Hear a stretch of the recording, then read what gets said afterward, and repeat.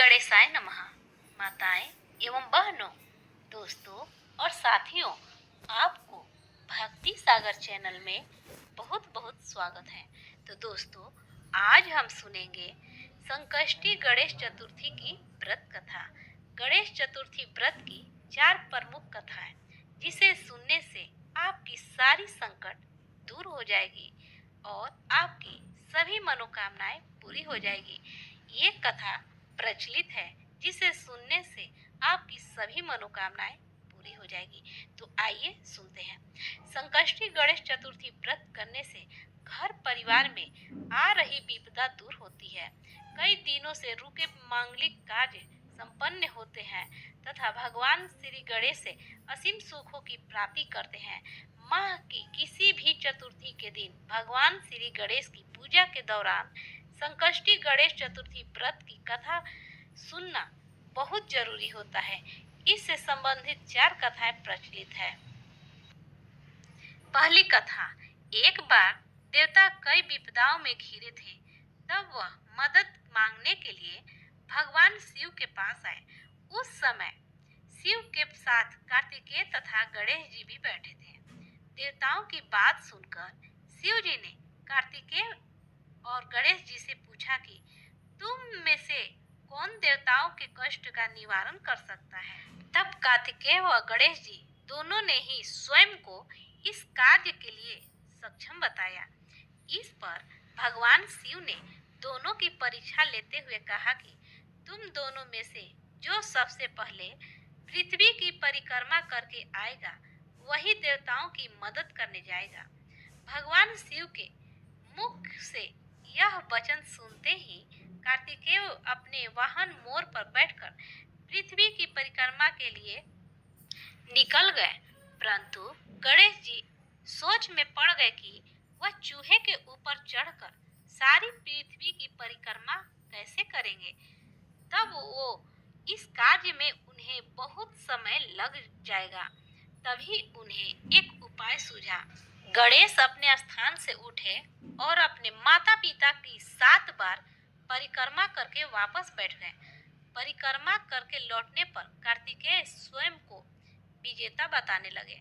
तब शिव जी ने श्री गणेश से पृथ्वी की परिक्रमा न करने का कारण पूछा। तब गणेश जी ने कहा, माता पिता के चरणों में ही समस्त लोक है। यह सुनकर भगवान शिव ने गणेश जी को देवताओं के संकट दूर करने की आज्ञा दी। इस प्रकार भगवान शिव ने गणेश जी को आशीर्वाद दिया कि चतुर्थी के दिन जो तुम्हारा पूजन करेगा और रात्रि में चंद्रमा को अर्घ्य देगा, उसके तीनों पाप यानी दैहिक ताप, दैविक ताप तथा भौतिक ताप दूर होंगे। इस व्रत को करने से व्रतधारी के सभी तरह के दुख दूर होंगे और उसे जीवन के भौतिक सुखों की प्राप्ति होगी। चारों तरफ से मनुष्य की सुख समृद्धि बढ़ेगी। पुत्र पुत्रादि धन ऐश्वर्य की कमी नहीं रहेगी। गणेश चतुर्थी व्रत की दूसरी कथा।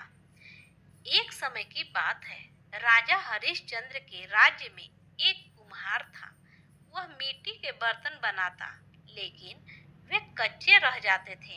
एक पुजारी की सलाह पर उसने इस समस्या को दूर करने के लिए एक छोटे बालक को मिट्टी के बर्तनों के साथ आवा में डाल दिया। उस दिन संकष्टी चतुर्थी का दिन था। उस बच्चे की माँ अपने बेटे के लिए परेशान थी। उसने गणेश जी से बेटे की कुशलता की प्रार्थना की। दूसरे दिन जब कुम्हार ने सुबह उठकर देखा तो आवा में उसके बर्तन तो पक गए थे, लेकिन बच्चे की बाल भी बाका नहीं हुआ था। वह डर गया और राजा के दरबार में जाकर सारी घटना बताई। इसके बाद राजा ने उस बच्चे और उसकी माँ को बुलवाया तो माँ ने सभी तरह के विघ्न को दूर करने वाली संकष्टी चतुर्थी का व्रत का वर्णन किया। इस घटना के बाद महिलाएं संतान और परिवार के सौभाग्य के लिए संकट चौथ का व्रत करने लगी। तीसरी कथा। एक समय की बात है कि विष्णु भगवान का विवाह लक्ष्मी जी के साथ निश्चित हो गया। विवाह की तैयारी होने लगी। सभी देवताओं को निमंत्रण भेजे गए, परंतु गणेश जी को निमंत्रण नहीं दिया गया। कारण जो भी रहा हो, अब भगवान विष्णु जी की बारात जाने की समस्या आ गया। सभी देवता अपनी पत्नियों के साथ विवाह समारोह में आए। उन सब ने देखा कि गणेश जी कहीं दिखाई नहीं दे रहे हैं। तब वे आपस में चर्चा करने लगे कि क्या गणेश जी को नहीं न्योता है या स्वयं गणेश जी ही नहीं आए हैं। सभी को इस बात पर आश्चर्य होने लगा। तभी सबने विचार किया कि विष्णु भगवान से ही इसका कारण पूछा जाए। विष्णु भगवान से पूछने पर उन्होंने कहा कि हमने गणेश जी के पिता भोलेनाथ महादेव को न्योता भेजा है। यदि गणेश जी अपने पिता के साथ आना चाहते हैं तो आ जाते। अलग से न्योता देने की कोई आवश्यकता भी नहीं थी।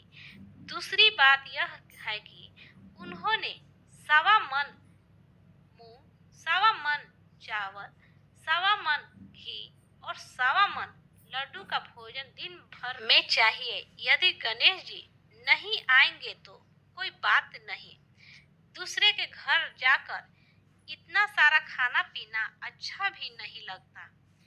इतनी वार्ता ही कर रहे थे कि किसी ने एक सुझाव दिया कि गणेश जी आ भी जाए तो उनको द्वारपाल बनाकर बैठा देंगे कि आप घर की याद रखना। आप तो चूहे पर बैठकर धीरे धीरे चलोगे तो बारात से बहुत पीछे रह जाओगे। यह सुझाव भी सबको पसंद आ गया तो विष्णु भगवान ने भी अपनी सहमति दे दी। होना क्या था कि इतने में गणेश जी वहां आ पहुंचे और उन्हें समझा बुझाकर घर की रखवाली करने बैठा दिया।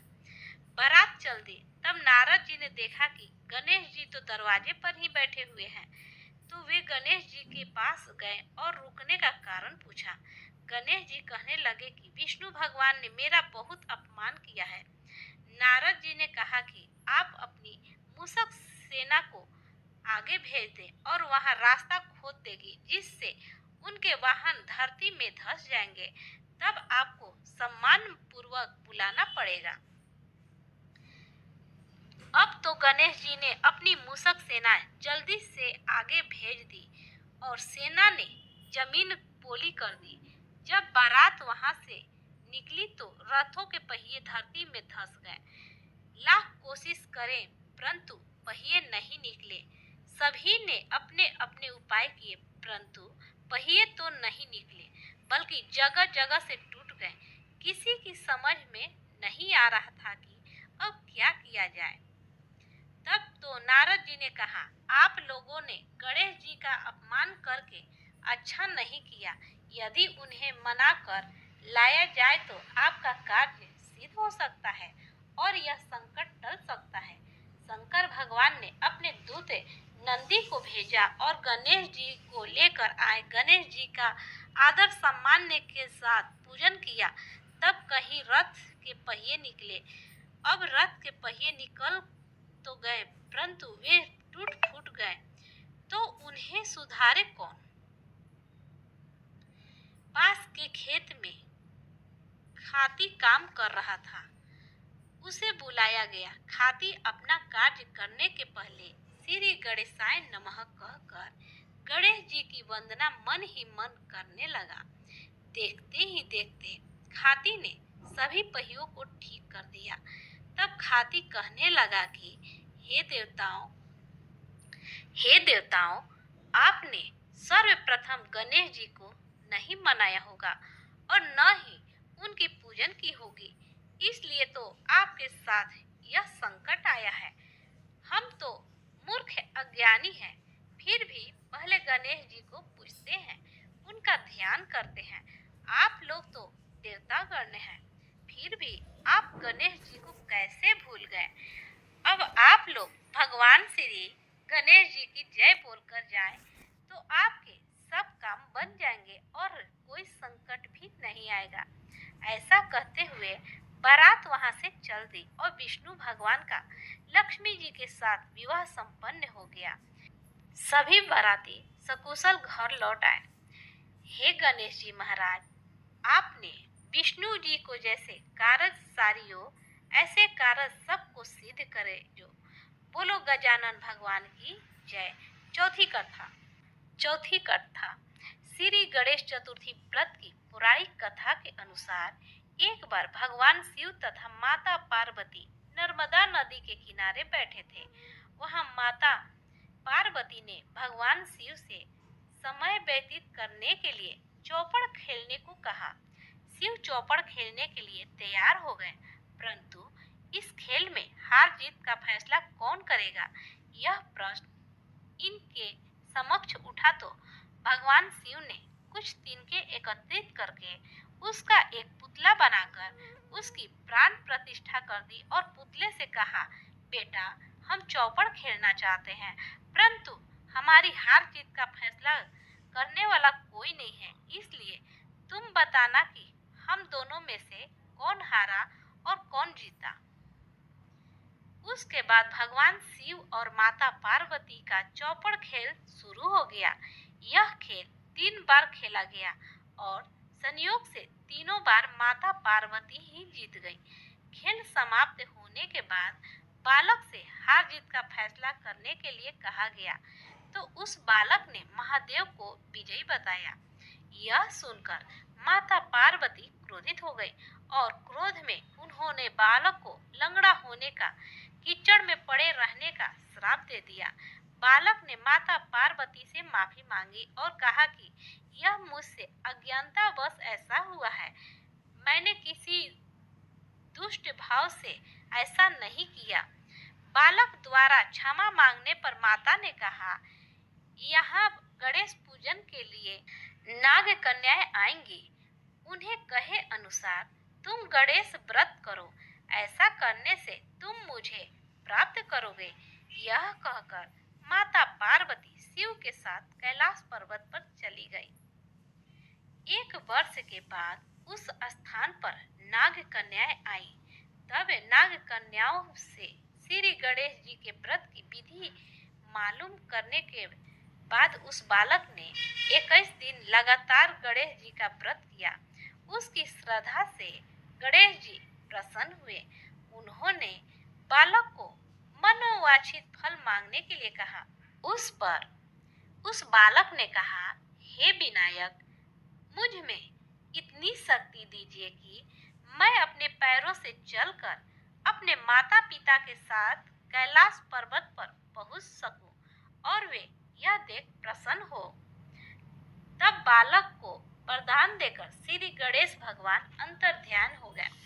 इसके बाद वह बालक कैलाश पर्वत पर पहुंच गया और कैलाश पर्वत पर पहुंचने की अपनी कथा उसने भगवान शिव को सुनाई। चौपड़ वाले दिन से माता पार्वती शिव जी से विमुख हो गई थी, अतः देवी के रुष्ट होने पर भगवान शिव ने भी बालक के बताए अनुसार 21 दिन तक गणेश जी का व्रत किया।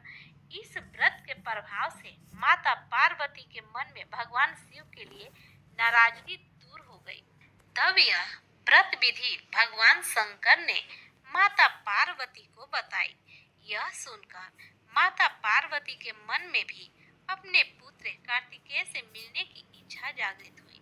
तब माता पार्वती ने भी 21 दिन तक श्री गणेश जी का व्रत किया तथा दुर्वा, फूल और लड्डुओं से गणेश जी का पूजन अर्चन किया। व्रत के 21वें दिन कार्तिकेय स्वयं माता पार्वती से आ मिले। उस दिन से श्री गणेश चतुर्थी का यह व्रत समस्त मनोकामनाओं की पूर्ति करने वाला व्रत माना जाता है। इस व्रत को करने से मनुष्य की सारे कष्ट दूर होकर मनुष्य को समस्त सुख सुविधाएं प्राप्त होती है और अंत्यकाल में मोक्ष की प्राप्ति होती है। तो सब बोलिए गणेश भगवान की जय।